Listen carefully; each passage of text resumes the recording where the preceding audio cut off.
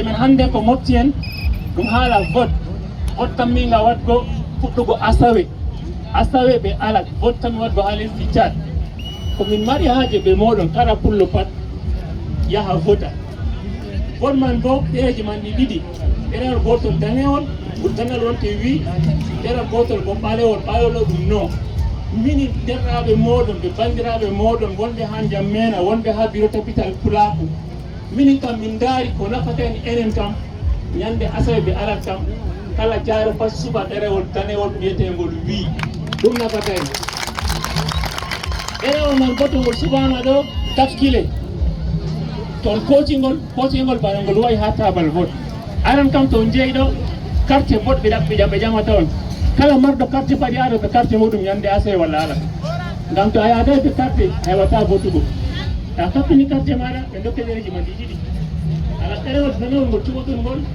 ta ñoppelngol ta ceekol ngol koocingol bana ngol wayi ngatengol nder enveloppe ɓawa ɗon gatol enveloppe ha nder kesu amma to ngol ñoppama walla ngol seedama bawi bo a vota a voti zéro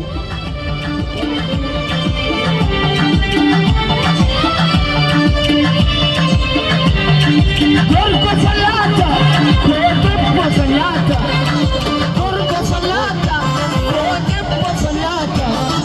Gorko salata, ko debbo salata.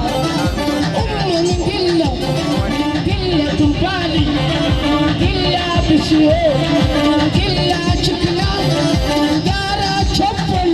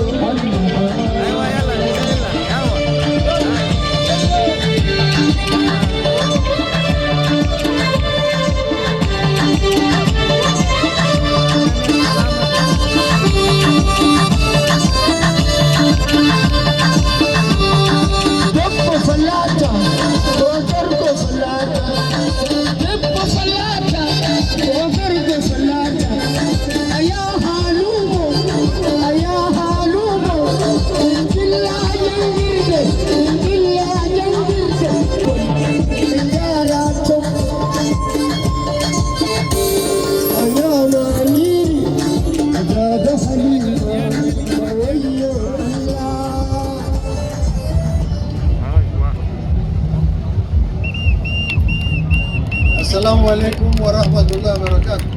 Yang kerana bunda menyali jam. Menyali jam. Ayo om Comina. Pada om Dam Dani darat ini ro. Om Danaki tu. Danaki. Om Danaki kadi. Baku. Ala kama Dr. Salih Bakari Jimini fu. Kau jim bedo kamdarin ajar makubau darin majayeso. No fulbe bo kabata akebab kambe bo bellel mabbe al-istijab do nare teneso. Monsieur le représentant des organes de la coalition pour le oui, hadi be kalamara blena skuli ya soma adil. Wakit mashana lene kallu wala halna kalam referendum khali yقولوا oui mashana barra kullu ma fi Njamena bas partout.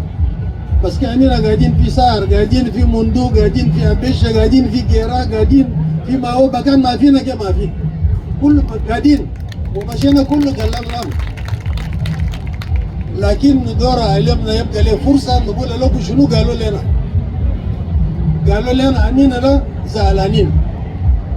زعلانين مواجب نوسبو قدر زعلانين لما الناس وايدين بشوا بورا قاعد يقول لهم لا انتوا تقولوا نو ما تشنو بينا قالوا لهم ما عندكم شيء ولا ده انتوا في جدة كان لهم يقولوا انت اترانجي هسه سنة كم مينيستر واحد ما في جد كلها ده غوفرنر واحد ما في رئيس واحد ما في جنرال واحد ما في لهم ناس المنافقين يمشي لهم بورا يقول لهم كلام مش ده يقولوا الناس ده كلامهم سيء أنا وقت جينا لخدمة أنا قاسي مرة واحد بس قال لهم لنا قول كلام ده ما تقدر تقول قال لك نعم مينيستر ما في صحيح جنرال ما في صحيح كلام يا الفلاتة خوافين وا لا خوافين لا ما في والله ده ما في ما عندنا جنرال ما عندنا كولونيل دول